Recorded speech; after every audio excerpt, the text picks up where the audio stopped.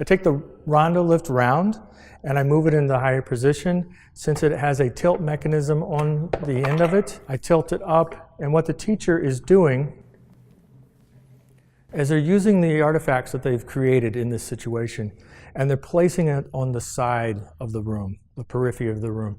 And during the course of the day or the course of the hour, the students were actually going to this because it was a map that they created on the work that they were doing. And they're referring to it, and they're also actually adding to it or subtracting to it. And at the end of the day or at the end of the class period, they're taking this piece back to where they came from and having that conversation again. And notice how simple and easy all these products are to move.